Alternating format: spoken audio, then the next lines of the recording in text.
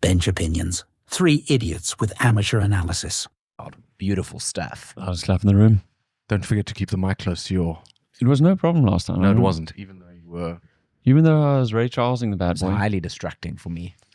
Because I was constantly worried that people would not be able to hear you. That was no problem at all. You can hear Claus from anywhere. Klaus did admit to me, though, that it's exactly what he tells all his clients. So That is true. made me feel better about myself. I noticed in the last episode my foot is quite prominent when I do this, so but it's not very comfortable sitting like this.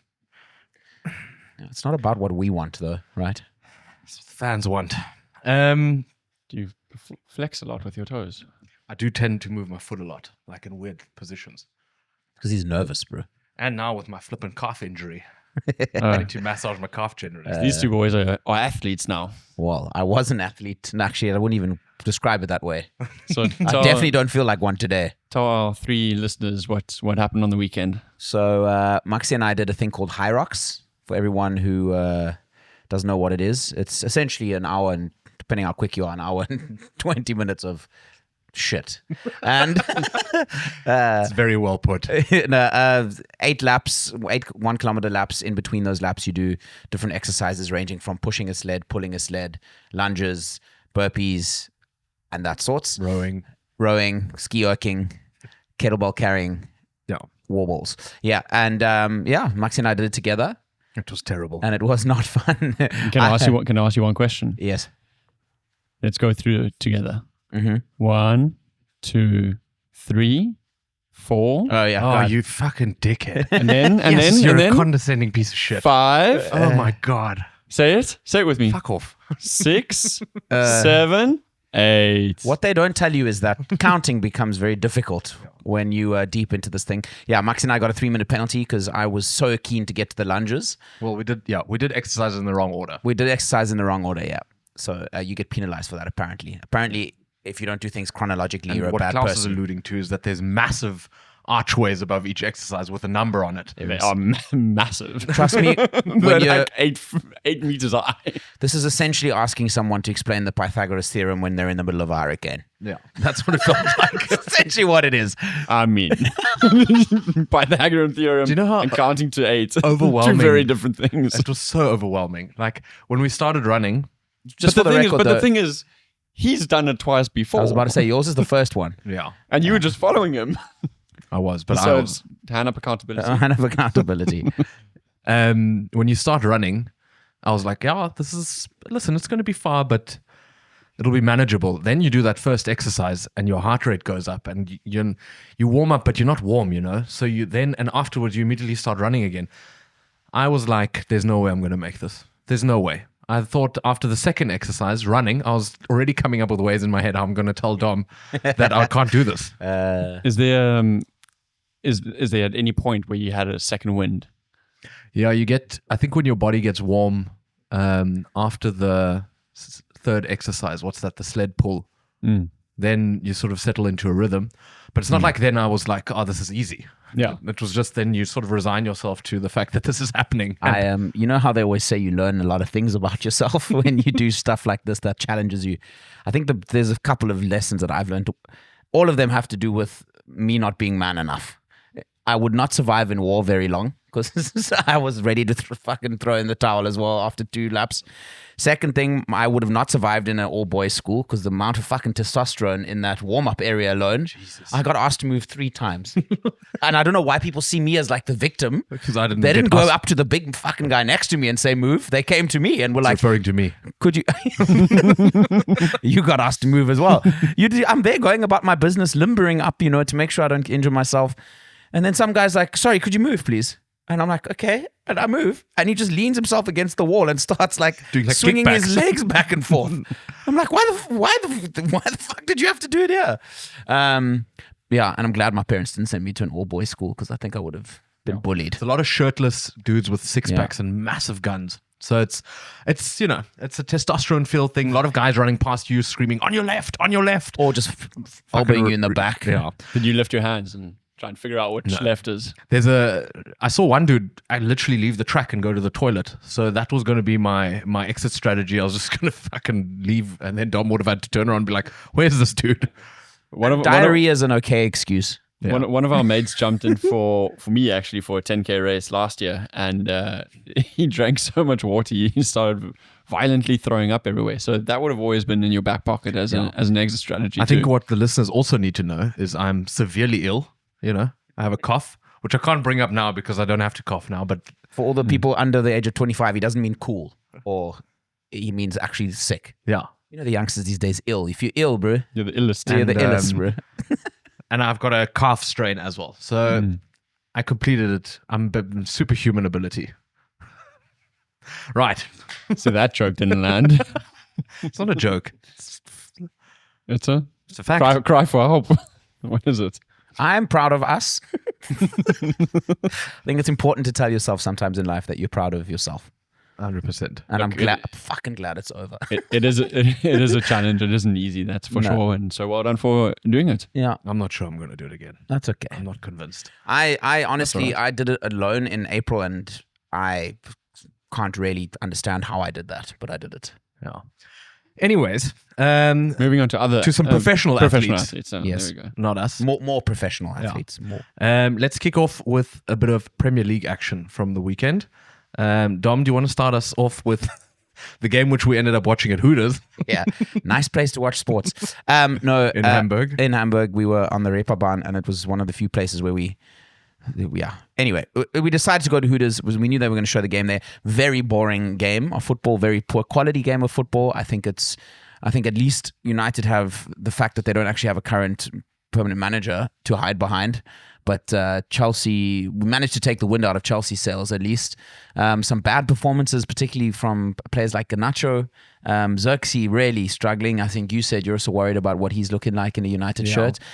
Look, I'm still hopeful. I think there's time, but I do think the longer this goes on, if you look at the development of Højlund and Xerxes, I think United are still missing a top quality striker in the bigger scheme of things. But yeah, 1-1 draw. I think it's immaterial, I think, in the bigger scheme of things. So my thinking with this, or how I would approach a game like this, especially knowing that the new manager's already been found, and one game doesn't really cost you a season. If I was the players or Ruud van Nistelrooy, I would have gone gung-ho in that game because there's nothing to lose. It's literally a nothing game. So the only thing that you can show is that you've got the chutzpah to do it. Yeah. And they definitely failed on that path. I mean, I think some people speaking about how quiet Old Trafford was, which is not something you ever associate to Old Trafford. But I also think it's just such a sign of unfortunately, and probably a bad report on Erik ten Hag's work, is that the team just doesn't have a playing identity and doesn't have a style and doesn't have the ability to turn it on. Yeah. But do you think that they think they can still win the league, and so they want to mitigate?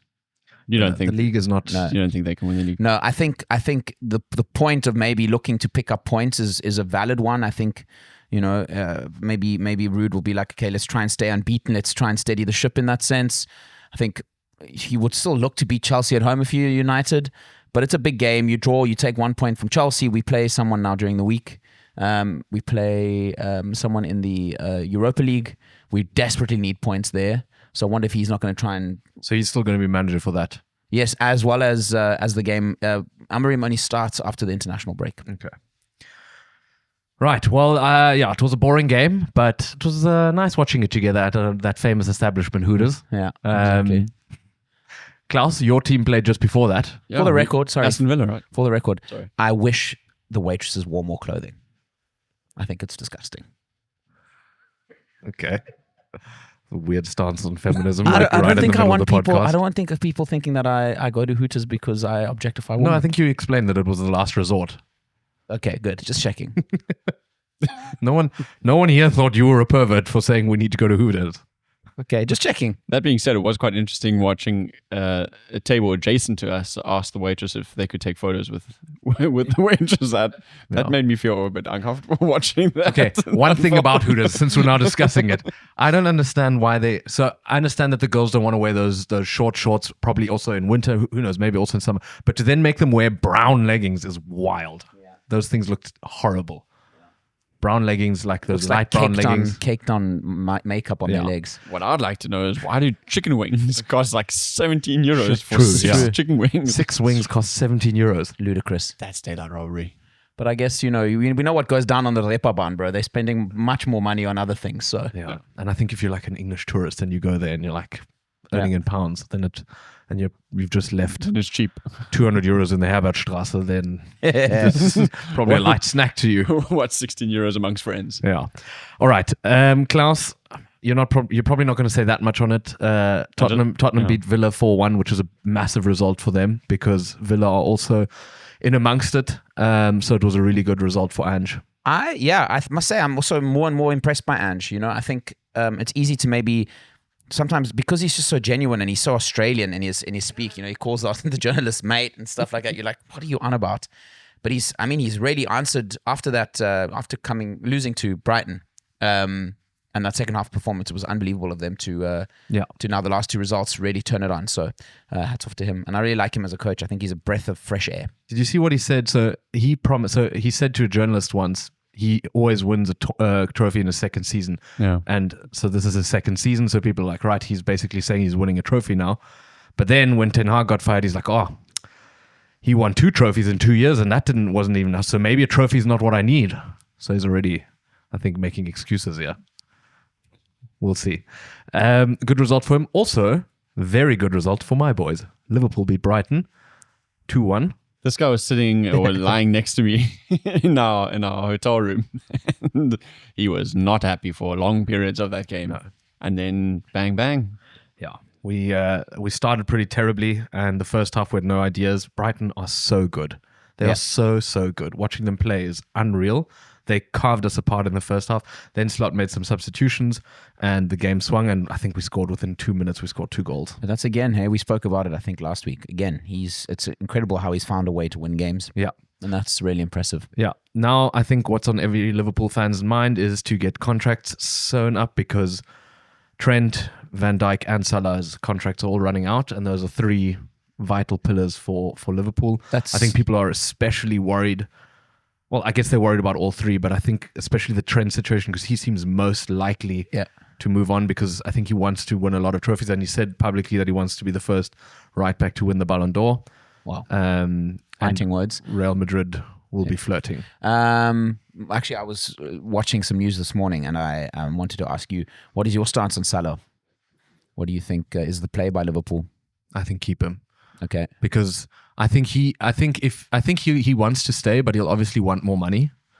I think he's got some goal records in sight, whether they be for Liverpool or they be Premier League goal records. I think he's closing in on Henry, Lampard, and someone else.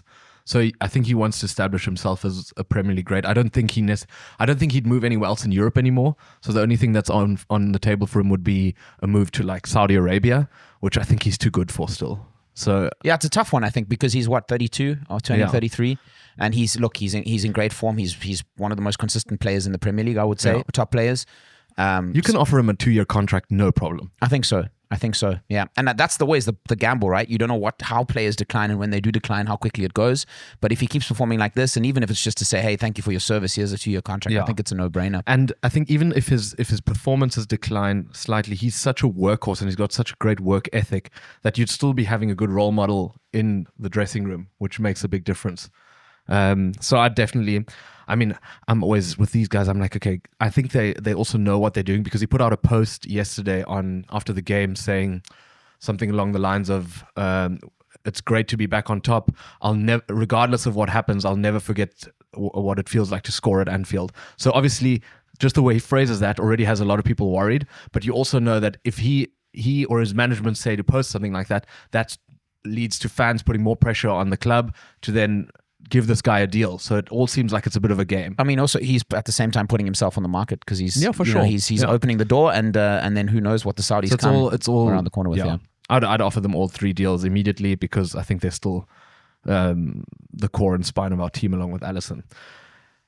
With regards to the league, can somebody tell me a little bit more about Nottingham Forest? Because I've never in the last 10 years even heard about them being in conversation, and now they're 4th, 3rd, something like that in the league. Or what's going on there? A very interesting story in Premier League football. First of all, they won the what was the Champions League back then, the European Cup, twice in the 70s. Yeah. Massive club under Clough, and were a powerhouse of. Did you say Clough, or Clough? I don't know, Brian Clough, I don't know, Clough. That guy. It's like the whole. What is the other debate always? There's a bunch of words that people just say differently, and it's never know. Let's not get into it. Potato. Anyway, it doesn't matter. I still never heard anyone say potato, but I digress. And yeah, they then struggled over, they were always in and out of the Premier League for many years. And then a very eccentric Greek billionaire, Marinakis, bought them. You must go Google him. He's like this big. And he just sits in the stands. And he owns Olympiacos. He owns... See the Greek version of Uli Hoeneß. Pretty much, actually. That's a good comparison. Klaus, did you do some research behind the scenes? I've been prepping all morning long. Yeah, and so he owns Olympiacos. He owns Nottingham Forest, and he actually owns 2 more clubs. So he's doing what Red Bull kind of does, this multi-club system, but he just runs them himself. So he's a bit of an eccentric guy. Last season in the summer, they bought 22 players, I think, which is a record for the Premier League in terms of numbers. Not in terms of money, but in terms of the amount of players. And yeah, they managed to stay up last season. He quite controversially fired a coach that was quite popular, Steve Cooper, and now he's gone, the ex-Spurs coach, actually, Espirito Santo, and the guy's working wonders. So, yeah, they're playing amazing football. Them and Brighton and I guess Aston Villa are just more reasons why teams like United, Chelsea, Tottenham are in an even worse position, because it's so much tougher to compete for top 4 in Champions League places, or top 5, whatever gets you in, because they're playing hell of a seasons. And now the question is just how long can they keep it going? Yeah. Because if you get a few injuries now later in the year, things can fall apart. I think it's also very interesting to watch teams like that, particularly after the December period, because if they keep going like this, they'll be safe from relegation, which would have been the goal. I would have said this first season, full season under Espirito Santo, because if they get to January and they're safe, they can play completely with their wings completely unclipped, So they could push for Europe then, and they will have no worries in the world. So that's quite interesting then. And often you see these teams kind of all of a sudden make the Europa League or something out of nowhere, and that can then change their fortunes because it's more money, more attractive to players. It can also destroy a club when they get to Europe. But let's see. Definitely an interesting thing to follow. Do you think it's something that's going to peter out, or do you think they're looking like they could keep it going for the rest of the season? Their squad is young. They've made the right kind of signings. The big problem is keeping these players. Yeah. That's what's usually what happens. So you invest, you look to build something. Once you've built it, the bigger clubs come around. But I mean, Brighton's a good example of like clubs, because they got picked apart. That we took McAllister, Caicedo went to Chelsea, and you need to be very quick in setting up really good foundations, so that if big players leave, you've used that wealth that's come in through your success wisely in expanding training pitches, youth setups, things like that. So these teams become a little bit like feeder teams for the bigger unions. Yeah, for the richer teams. So it's not always the case. I mean, but only in the seldomest of cases do players and coaches stay. I mean, even Brighton's coach left. Yeah.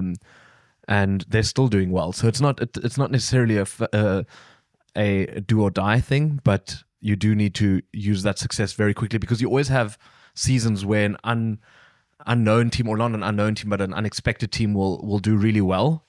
But like Dom said, they'll get into Europe, which might be a step too far for them, or they get picked apart because all their good players leave, and then they can drop really quickly. So it's just sort of how you use that success to build a good foundation. Yeah. I don't know if we were going to mention Arsenal. But Arsenal losing again at the weekend. Yeah. I said earlier in the season, I think when we were making predictions, that I believe that Arsenal would not do it this year, and I believe that would be the start of the end for Arteta at Arsenal. Obviously, way too early in the season to really praise myself about that prediction. It's never too early in the season to praise yourself, Dom. Having said that, though, Edu announced today that he's leaving. He's the sporting director, and he was one of the big parts working together with Mikel Arteta, who's the coach, to get Arsenal to where they are now. He is going to Marinakis. He's going to go run the Marinakis group, the guy that I just spoke to about, which is quite interesting. So it's a good segue into that. And big cracks starting to appear around Arsenal and their sporting setup. Just saying. massive cracks happening at Arsenal. Couldn't have happened to a nicer guy. Relegation threatened. No, I think they're 7 points off us at the top of the league. So And they've got Chelsea on the weekend. it's definitely difficult for them to challenge for the title going from here because although a lot of people are losing. City also lost on the weekend to Bournemouth, which was very unexpected. Second big win in a row for Bournemouth as well, beating, who did they beat? They beat Arsenal the week before. And Incredible. everyone said Liverpool has an easy start to the league because we only played teams like Bournemouth. We beat them 3-0. So drop the mic and leave, or should I do the rest of the podcast? Do the rest of the podcast. Okay, enough about football. Let's talk about F1 because although we didn't watch the race live, it was a very eventful one in Brazil. The heavens opened. Yeah, it was less of a Formula One and more of a speedboat racing competition. It seemed. I think they had to stop the race before it even. Well, they definitely had to postpone the qualifying from the Saturday onto the Sunday. They did that then Sunday morning, and then they had to postpone the start of the race because there was too much water on the track again. I feel like you could have done a lot better with a joke there. You could have said, you don't know if you were watching a car race or a swimming race. Synchronized swimming. Yes, I'm going to insert a lot of crickets in this section of the video. All right. Sorry for interrupting you. Also, it's nice that joke came 5 minutes later. Well, I was thinking about the best option, and I don't even know if I got it, but... No. Let's just move on from that. Yeah, anyway, so when the race did get underway, Lando immediately lost a couple of spots. Then He doesn't start very well, he doesn't start very well. No, I don't know what it is. I don't know if it's got to do with the way that the car's set up or if it's got to do with his reactions. But his reaction terrible reaction time. His reaction time is actually not that bad in comparison to everyone else. He's not the best, but he's not the worst. So it seems like it's got something to do with traction on the car and that his wheels spin through. But I'm also no engineer, so I'm not 100% You're sure on not? that. I've just heard a couple of commentators talk about it. It's strange because you studied engineering. No, but also flunked out of engineering. And there's a reason for that. Because maybe I wasn't very good at it. It's like calling me an economist. Exactly. Yeah. It's like calling me a winner of idols. So close. Right, just 3 failures sitting here. That's why we're sitting here and not sitting closer to the action. Anyway, then there was I think he pitted and so did a bunch of front runners, and then out comes a red flag for a big accident that I think happened to Liam Lawson, which meant that Max Verstappen, who had stayed out, he then found himself all the way up the front. He started in 17th. Now he was suddenly in 2nd. Ocon was in 1st. And I think Gasly was behind him. This is rare for me to correct you in Formula One, but it was the Argentinian guy that crashed out. Not Lawson. Pinto. Okay. But it was still... No. I don't know. I think it was then still Red Bull. It was a red flag, yes. No. Which team was it? Williams. Was it Williams? Okay. Yes. Anyway, and then, Max Verstappen took the race from there. I think after the red flag, I think Lando lost another spot to his teammate Piastri, and then the team orders came through that they need to switch positions. And so now it's looking pretty dire for the rest of the season in terms of him fighting for a championship. Let's go through some of the drama from the weekend there. First, Hamilton really cutting loose on the radio after the race about the car. Oh, I hadn't even heard that. What did Not he happy. say? That's a piece of junk. It's been Terrible weekend. And he's also changed it's either his Instagram or his Twitter background photo to a McLaren, the McLaren of Ayrton Senna, because it used to be a Mercedes. So I think that's a pretty big middle finger at Mercedes saying, But also, screw you, I'm going home. Did he not do that because the race was in Brazil? I don't know. there's Don't bring reason into this. I want the drama. I love the drama. it's just unbelievable how these guys behave. Okay, before you start just- ripping apart Formula One drivers again, next is Hold on. I would actually like to touch on that. Which other sport or how many other sports do you have where these guys are all mic'd up and you hear the shit that they say in like those adrenaline fueled moments?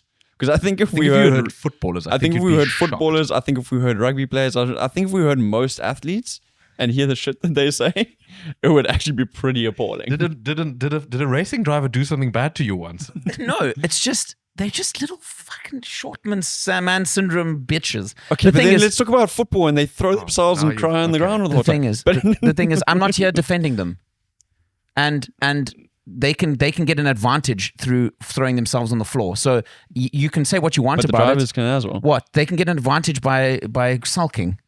By convincing their team to then go to the stewards and fight for like different technicalities in the rule book. Listen, I think he just gave feedback to the car. He said it's the worst it's ever been. And I think he just wants the right people to hear it.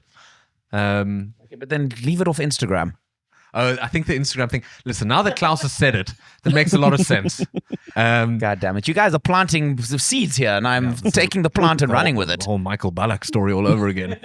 Gonna get Lando cancelled. Norris said after the race, and now I'm paraphrasing as well, when Here we go. I think This is how we start rumors. interviewers asked him what he thought of the race. He basically said Max just raced his race and got lucky, which some fans are seeing as hypocritical because he won due to a safety car in Miami, and it seems like a bit of a sore loser vibe now because that's, I guess, how racing is. Like it is a lot of luck as well. Safety cars come out, red flags happen.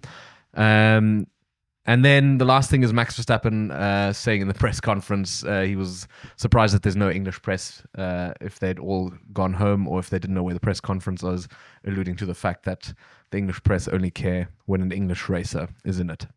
No.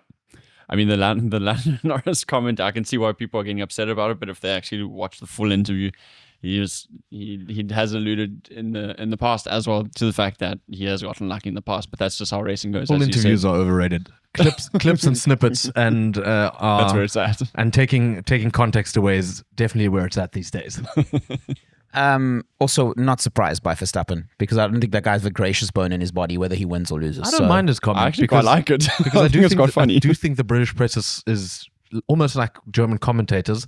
They love their athletes. Yeah, but he was also overheard. Him and Horner were overheard speaking about his result as he came out the car when he was greeting his girlfriend and Horner. And he also said something about if Verstappen, instead of just, I don't know. I'm being critical of Formula 1 drivers again. And fucking die Vereinigung hinter Formula 1-Fahrer over here. Sorry, that was German. Will get upset again, so I'm not going to say it. Let's say it. I just want you to critique everything evenly. I don't like it. I don't like it when footballers roll around. Okay, this is going down a rabbit hole. Let's leave F1 behind us. Only I think there's only 2 or 3 races left. 3 more races left. 60-point difference, I think now. Okay, so something like that. So yeah, constructors title and maybe the battle for second and third. Constructors title would definitely be interesting with Ferrari and McLaren, and unless Verstappen maybe crashes in a race or somebody takes him out. That's happened in other seasons. Or they do what they did to Lewis Hamilton there in Abu Dhabi a few years ago. Yeah, exactly. If something like that happens, then it could get interesting again. But for now, it definitely looks like he's got one hand on the trophy already. Yeah. Let's go to some rugby. The autumn internationals kicked off this weekend with England taking on New Zealand at the Alliance Stadium as the first game, with New Zealand beating England by 2 points. A missed penalty and a missed drop goal for England within 5 minutes of the end. Let us know your thoughts. I mean, I loved it because if anybody remembers, or if anybody watched Chasing the Sun 2, Bongi Monambi got a lot of heat. I think it was from Tom Curry, with him apparently calling him a white cunt and all that sort of stuff. But then on top of that, Bongi Monambi made a comment about... hey? Yeah. He's quoting him. Allegedly. And then there was also the situation where Bongi Monambi said, these guys and their plastic energy, because they would come out of a scrum or some sort of a ruck and there was a turnover and then they would get up and scream and shout at the top of their lungs, and it didn't transfer into any points. And watching this game, I think you and I both noticed their celebrations were a little bit too overeager, and then they ended up losing it in the dying moments. And guys, maybe you should stay a little bit more humble and get the thing done before you celebrate. Yeah. You guys watched it. I didn't watch it. You said the quality was very low. Yeah, so New Zealand knocked the ball on quite a lot. I got a few interesting stats on that game. England passed the ball in total 90 times in that match. New Zealand passed it, I think, 214 times. So England did not play a lot of rugby. Marcus Smith, their fly half, only passed the ball 8 times in the 65 minutes he was on the field. And England offloaded the ball 4 times. New Zealand offloaded it 14 times. Over those 14 times, New Zealand did knock it on a few times. I think if that was a bit more fluent, then it would have been a bigger gap. But in general, the rugby was not great. No. I'm really intrigued where, just like Max Verstappen made the comment, I'm very intrigued where all the British press is when they talk about the South Africans playing boring rugby.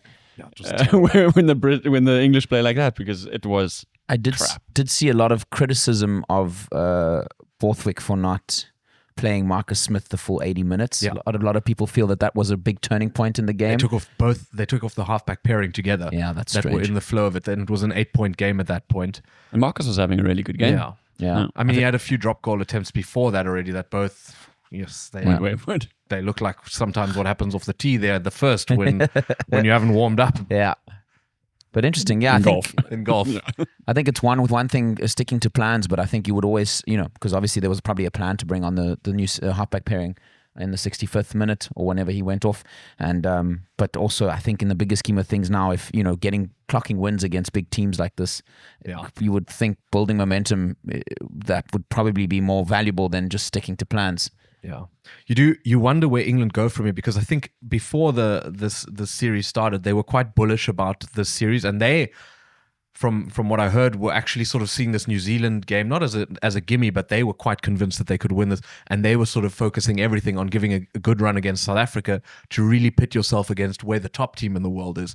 But now they've sort of been brought back down to earth and saying that's not what you're fighting for. You're not there yet. Huh? You're fighting amongst each other for 3rd, 4th, 5th on the world ranking list. And I think for them that's probably a bit frustrating, because I think they think they're a step further than they actually are. But I think that's a very typical reflection of a lot of English sports. They tend to get ahead of themselves, particularly the British media, the international teams. Yeah. So if you look at English teams going into major tournaments, even if 3 months before the tournament they're saying, "Oh, this is our worst squad in whenever, whatever," they'll find a way to convince themselves that a week out from the tournament, they've talked themselves up into like, "Oh, we should be doing this and we should be doing that," and I think it's got obviously a lot of it's sort of connected directly to pride, and you're hoping for the best, and that's how they channel it. But I think it is quite indicative of the way the English media machine kind of sums up their own international sides. Do you think these European teams kind of forget about the rest of the world's rugby teams? Because I almost think that during the Six Nations, they play their rugby. They've got the likes of an Ireland and France in that series, and they are 2 extremely strong teams and strong outfits. So that they think like, okay, well, if we finish 3rd in comparison to them in the Six Nations, then that's where we are in the world ranking, because Ireland is number 1. And if we were just behind them. Listen, if you ask a South African whether England and France are arrogant, they're going to say yes. Of course. And the Irish probably also, but... Yeah. I think this is one of the few times though where you could probably look at the English looking at New Zealand as being there for the taking. Absolutely. And be off the series in mid-year down in the southern winter against New Zealand, they really did. I mean, again, the quality of rugby there again was not good. I remember at the time reading a lot about how bad the quality of the rugby was. Obviously, New Zealand under a new coach, etc. You can look for mitigating factors, but I think it was a fair assessment, and I think we forget also the English see Twickenham as a crazy fortress. Whether it is or not, I don't know, but I think there's a lot of confidence going into Twickenham, and they really see it as a proper home game. And I think with the margins being quite tight in New Zealand, I think it's fair for them to look at the game and be like, let's try and we think we can beat them. That's a very good point. I think they probably thought this is the best time to beat New Zealand, and then I think they would have been even more upset now that they didn't do it. Did you guys see sorry, just on that? All in all, it's still only 2 points, right? It's only 2 points. But in the World Cup, it was only 1 point. I know. But what I'm saying is like there was a missed penalty goal and there was a miss. But they shouldn't have been in that situation. No, sure. But what I'm saying is it's not like England is a lot worse than New Zealand. Like no. That was literally just a miss kick, and then you're talking about. But if you go by that reasoning, then we're not much better of a team than England, France, and New Zealand, because we only beat them each by 1 point as well. The last time we played them, yes. Yeah. What the current situation is what we're going to be finding out this weekend and the weekend thereafter. Did you guys see the Haka? So leading up to the game, Joe Marler, who's now retired. How sad. I really like him. He's so funny. I really like Joe Marler. I mean, he's batshit crazy. He's nuts, but he's so funny, and he's such a cool guy. He said, Dominic's just anti anybody. If Joe Marler gets in a racing car, then he's at it. Actually, would be perfect for F1. So before that game, he tweeted, Joe Marler, that the Haka needs binning. Then he had to he tried to put that into context, saying that he doesn't like the fact that other teams can't front up to the Haka. And then he apologized completely for causing any offense. All of that created quite a wind around this whole thing, and England did actually respond to the Haka. They walked up to the halfway line, and New Zealand then, during the Haka, moved it ever closer, which I don't mind seeing. I don't think New Zealand cares. I think I do understand that as an opposition, you want the chance to respond, because it is a war dance, even though it's a sign of respect. It's a challenge that gets thrown down. Especially if you as a team are not necessarily better, you don't want to start the game already with the the balance already being towards New Zealand. Yeah, I think I agree. I think also, it's a part of the game now, and I don't think it should ever be taken away. No. I don't see the point of that. I also don't see what would move Joe Marler to make that statement, but that's another debate. I think it's literally... It's got to do with them also getting a fine. They got a fine a couple of years ago because he thought the whole team was going to cross over the halfway line to sort of like front up to the Haka, and he was the only one who went over, and he got, what was it, 3,000? He likes to create a little bit of controversy, but he does it. I don't think he ever does it in a mean-spirited way. I think what he doesn't like is the fact that you just have to stand there and take it. Sure, no. But I think at the same time, I also think rugby is the one sport where I think you could let other teams kind of make a move and respond without it getting out of hand. So I'd be maybe make there needs to be a line in the sand somewhere. So make it the halfway line then. And you can't start doing your own dance on the other side. The Oaks can't do the Macarena on the other side. No, but imagine the boys socking. Fijians against the Haka, they do it at the same time. They Haka each other. Yeah. Well, they don't call it a Haka, they call it something else. But what do we South Africans have? And right? Please remember, we've got our 3 Zulu guys that come out. We can just send them. Yeah, but they come out before the teams. No, but we can send them out again. I got to see Eben dancing, bro. He's got to be doing something. Definitely not socking. Eben's got a long arm, that bad boy. Yeah, I don't think it's ever going to be scrapped, but I do like the fact that you can challenge it. I also like the fact that if you just stand there and you smile and you sort of take it, but you're not like the South African team now these days. It's not intimidating to them. A lot of the Boks have actually spoken in the past how special the Haka is. Yeah. So I think I remember. I don't want to put words in his mouth, but I think it was Adi Sevilla who was talking about it, and he was like, "No, we're putting down a challenge." Yeah. And like the opposition responding, he actually thinks it's pretty cool. I can't remember if it was Adi, it might have been somebody else, but like that's the whole point of it. Yeah. But I think the biggest focus is what you said, Max, and that's that it is the highest order of respect that you can get in the Maori culture. Yeah. So, and I think they do it at funerals, they do it at farewells, they do it at welcomings. I think as a professional rugby player, our boys seem to have caught on to the fact that it is. Yeah. It's such a special thing to be a part of. So then that leads me to my next question. What should the crowd's reaction to the Haka be if it's in your stadium? Let's say you're in France, you're in England, you're in South Africa, and the Haka is there. Does the crowd stay quiet out of respect? Does the crowd sing? They sang "Swing Low, Sweet Chariot," or or which I know none of you will select, or does the crowd boo or whistle, which is option C? For me, it's quiet. Really? And for me, it's quiet because of the element, again, of it being such a sign of respect. Option D is that the stadium DJ starts playing Sister Bettina halfway through. We're definitely not doing that again. That was terrible. That was a big no-no.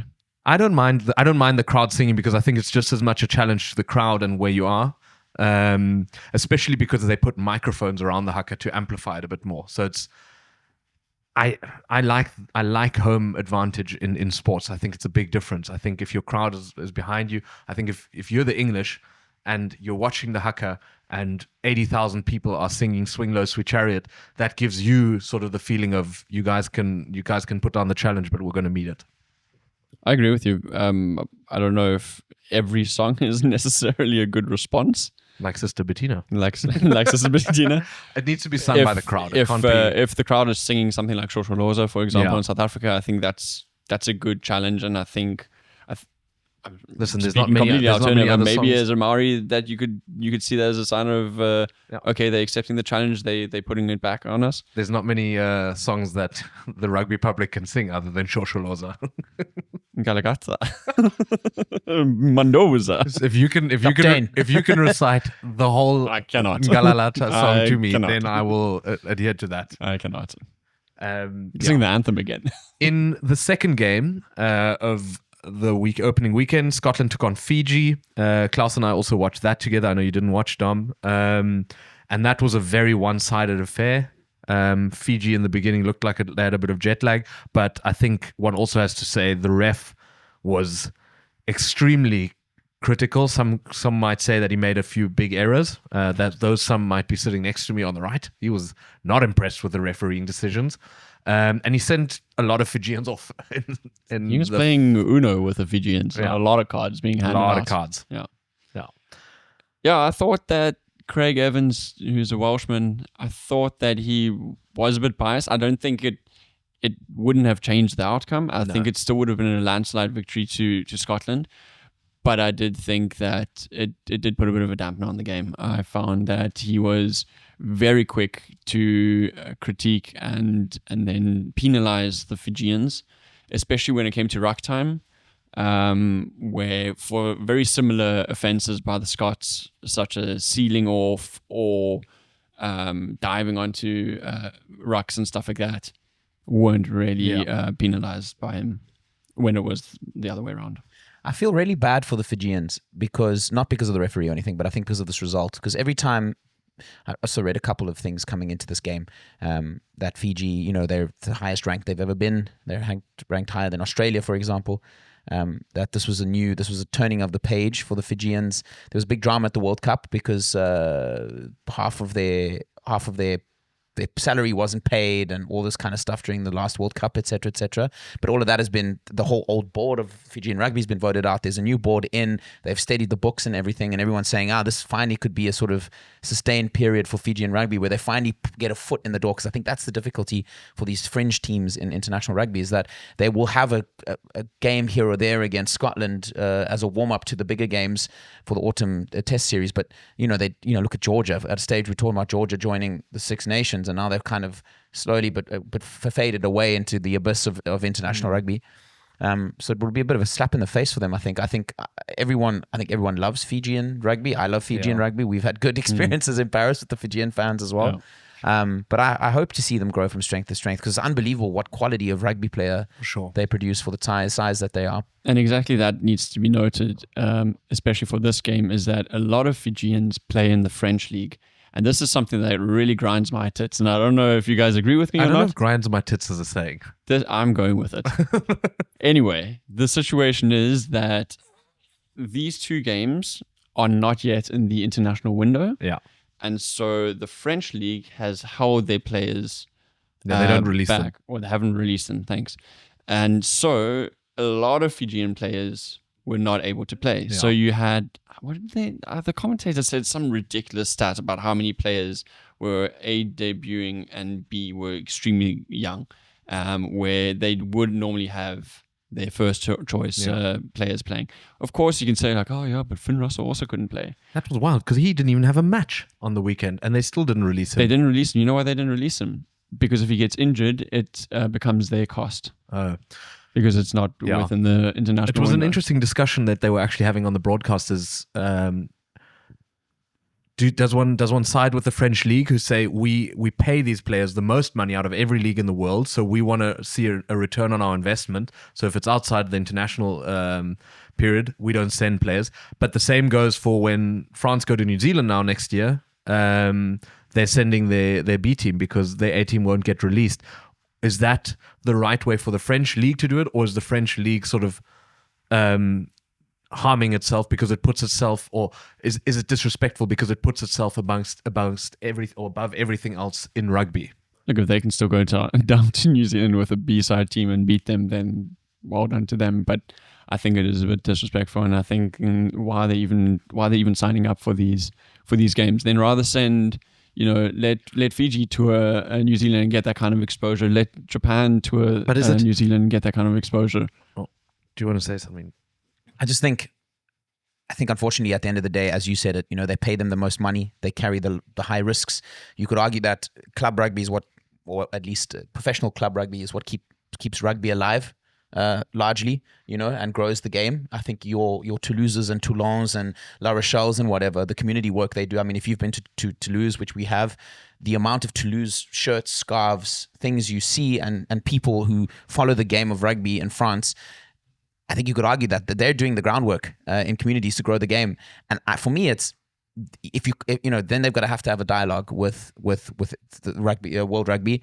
They look at football. Football it irritates us as club football watchers. But there's international breaks, and we agree. Everyone agrees to when those breaks happen, and that's when those things happen. And I think that's where the conversations have to be happening. And you ask yourself why world rugby isn't tuned in enough to just go and sit down, talk, and figure out a way to have these things happen on a level, because World Rugby, their best interest should be in growing the game, and there's no point in them hosting or trying to facilitate games like Scotland against Fiji and grow the game of rugby, with Fiji putting their hands up to try and get into the global sort of thing of, the global game, if they're fielding a weakened side. But they still benefit from it, Fiji, I think. Even though they may have gotten a bit of a hiding, they'll still benefit from the experience, and the players that are getting their debuts will also benefit, because the players playing in the French league, they'll be battle hardened anyway. I think a few years ago, South Africa was in a similar situations where all of our unions weren't aligned with South African SA Rugby.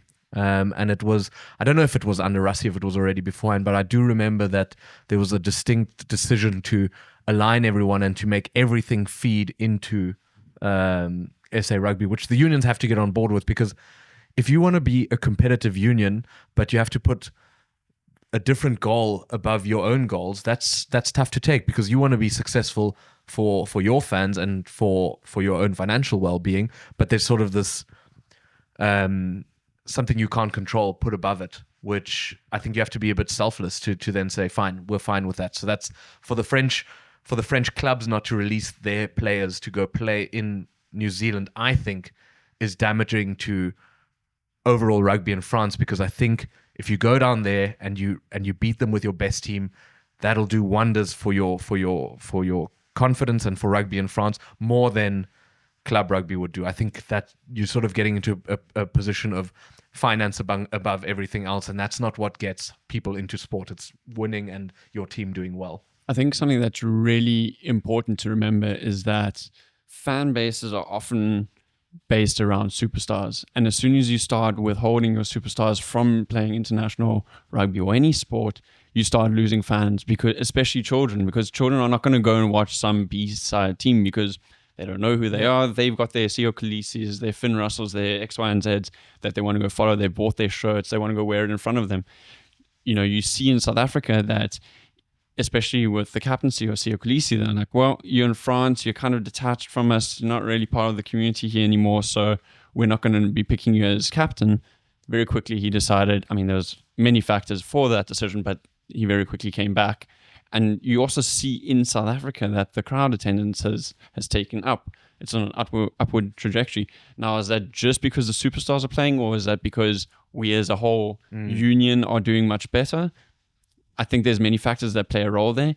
But that same sort of mindset is seen in Japan, where Japan actually champions the World Cup superstars that they have in their league, and they are always very quick to say, like, no, if they have to play for the international team, please go and play for the international team, because you are actually marketing your brand for our brand. For sure. And they really push them to go and play. Makes sense. Let's go into. We're not going to go into predictions for this weekend's Autumn Nation Series, because I think we don't have a leg to stand on anymore because we didn't follow through with the forfeit of the last predictions. So what we'll do instead is I just want to hear what you guys' opinions are on the games that are being played this weekend. We'll start off with England, who are playing Australia this weekend. England are going to smash them. I think so too. I think it'll be tough for Australia. I would love for the Australians to beat the English as well. Don't know. I think it's for me, it's the battle of the X's there. Cannot stand either of them. I hope it's a 6-6 draw at the Alliance Stadium. Yeah, listen, it's tough to choose a team that you don't like more amongst those two. But I do have more of an allegiance just because they're also from the south to Australia. But it's also more of a sense of I would love England to lose to Australia. Okay, the other big game. I don't actually know if New Zealand are playing Ireland or France next. I think they're playing Ireland. Right, that's a massive game because that's a massive game. That's the World Cup repeat. That's the quarterfinal repeat. Irish also love playing against New Zealand. Yeah. At the I Viva. think what's the inside centre who tuned Johnny Sexton so hectically after the World Cup? The guy from Galway. No, he's talking about the New Zealander who spoke to him, told him to enjoy your flight home. Rico Enjoy retirement. Yeah, enjoy retirement. Yeah, Rico. So he's going to get a very, very intense reception, I think. And then I also you wanted thoughts, but I think Ireland are too good. I think so too. I think if New Zealand drop the ball as much as they did on this weekend, I think the Irish are going to run riot. Yeah. And the last game, the one that we're actually attending, Scotland versus South Africa. Very excited for that game. I think it's going to be an amazing atmosphere. Yeah. I think anything at Murrayfield is always a good time. Yeah. You guys have been before? Been before. Special the place. Atmosphere is amazing there. Mm-hmm. It's just a great stadium, great atmosphere, great people. I saw a tweet comparing Darcy Graham to Cheslin Colby, saying he's Darcy Graham because he's got a scrum cap. No, Darcy Graham has played one test more, but I think he's got something like 12 or 14 tries more. And what that guy was trying to insinuate is that Darcy Graham is better than Cheslin Colby, which is good for him. I'll take my 4 World Cups, thanks. Wild statement. That's a wild statement to make. All respect to Darcy Graham. Yeah. I mean, Darcy Graham is a phenomenal player, but that comment, who was it, a pundit or what was it? It's just a random person on Twitter. Thought I'd share that with you. He's an idiot. He obviously doesn't know what he's talking about. He must be an F1 driver. Calm down. Does Scotland have a chance without their South African winger, Carl Steyn? No. Okay. Well, I mean, did they have a chance with him? No. They've still got another South African winger. They do. And they've got a South African hooker, and they've got a South African prop, and they've got 17 non-Scottish born players. 17. Yeah. Listen. They can do that. It's fine. Is it the Scotland team we're playing against, or is it with the World 15? The United Nations.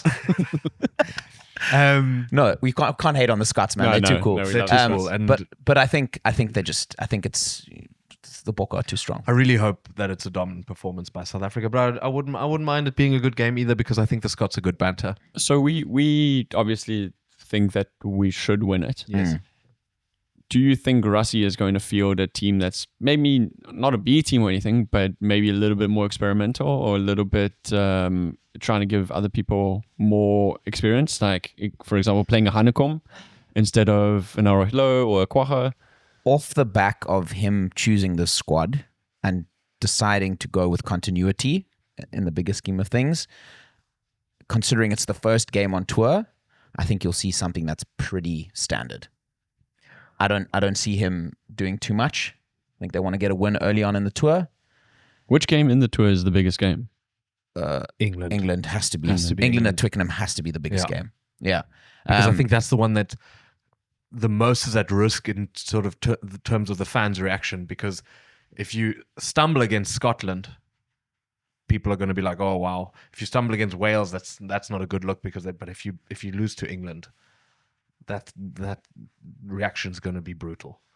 Even though England is arguably the stronger of the, just because they're the biggest assholes. The gong, yeah. The gong they chime happens to be gigantic. Yeah. If they beat anyone of note, there's a guy with a massive gong. If you think Plastic Energy was big when the opposition knocks it on, you must see that Plastic Energy when they Dude, actually they're win a still game. talking about fucking Johnny Wilkinson, my bro. They brought him out on the field. They brought that entire 2003 winning team out. With the Webb Ellis I don't trophy. understand why. Because it's not like it's a 20-year reunion. It's 21 years since they won that World Cup. But that's the only thing they've got to celebrate. Yes, it's tough. Don't It's a tough look. fucking get me started. It's the only World Cup in the Northern Hemisphere. Yeah, listen. Definitely very excited for that game. We'll send some content out from that. And then we'll see where we can do the podcast from next week. We'll be in Scotland. You'll actually be back here. I'll be back here, yeah. But you guys will be in the Highlands. So Claus is trying to do Edinburgh on crutches, which you've gotten a bit better at, must be said. But this Hamburg weekend was I was exhausted. Today I sat down on the couch and I just nodded off for 10 now, minutes. what's the plan? Because you've got 5 days to strategize now before we go to Edinburgh. What are you going to do differently there that you did in Hamburg? Just have a cup of cement and harden up. Bro, we find two behemoths. I think we should wrap your wrists. I might maybe like wrist guards, because that's what started hurting the most was my wrists. So what if we find two behemoths and then you know what those parents do with the kids when they swing them like this, and then you get two guys to hold your hand and then we walk through the streets. Dumb, And you go one more. I'm 6'4". You How go tall one do more these time, oaks one have more to be? time, please, one How more big are time. these people that we try to find? Behemoths. What I'm most worried about is, if I remember correctly, Murrayfield, to walk to it, you kind of go downhill, uphill. Uphills are quite strenuous, and then You're worried if you catch a bit too much momentum on the downhill, then you'll All I'm stumble sa- and not get up the uphill. no, I'm not worried about that. I'm just worried about the fatigue of getting up the uphill all and I- then the stairs. All I'm saying is if I elevator. realize early on that you don't have to queue because of your disability to get into the stadium, You're taking me I'm everywhere. a big mate, my bro. I'm a big mate of yours. Number one friend. I might tell the guy at the entrance about my calf strain. I thought you were going to tell the guy at the entrance that he's faking it. He does this at every game. That's not real. That's not real. That wire that's in his toe, Yeah. you can pull that out. This is his Halloween costume. Whoa. We also need to talk about you showing the photos of your foot to people who've said they don't want to see the photo. Literally yesterday, I quote, "Would you like to see it? No. Look." But he also pulls up. But I've known this guy for 10 years. I know he wanted to see it. That sounds a bit like forced. But anyways, we can also try and get you a skateboard, I was thinking, and you can sit on it. And we can push you around on that. The thing is, Edinburgh's built on a hill, and if we ever flip and lose grip of you, then you I'll be popping ollies over the speed bumps. off all the way down that hill. Yeah, bro, and cobblestones, bro. We're going to have to give you a kidney belt. Yeah, I think it'll be good for you, and that's the last big trip you have to do on your crutches. Nope. UK twice, London. UK twice thereafter, yeah. Once for the game and then once for a film shoot. So Look at you gonna be quite strong in the shoulders there, in the lats. contributing to the world. He's doing a documentary To of the CO2 output. CO2 output. He's doing a documentary on freelancers that have career-threatening injuries. He's starring in it. Yeah. I'm the host, the talent. Write the theme tune, sing the theme tune. All right. All right. Lovely. We'll see when we can get the episode out next week. We'll do our best to try and record it with Dom and me being in Scotland, which is we're not necessarily in the Highlands, but we're on the other side of the bay. 5. We're like an hour away from Edinburgh. I thought we thought it would be a bit more of an adventure, but we're basically it's like living in Joburg and then saying you're going to go camping and you drive to Midrand. You go for a 2-week holiday to Hartbeespoort Dam. Hartbeespoort's actually quite nice, depending on what the water looks like. Usually not nice. All right. Bada bing, bada boom. Good episode. Thank you very much. This was 13. thanking myself there as well. Lucky, I think, yeah, lucky number 13. episode 13. Brilliant. Onwards and upwards. Like, follow, share, do all the good shit. Goodbye. Goodbye. Thanks. Tot ziens.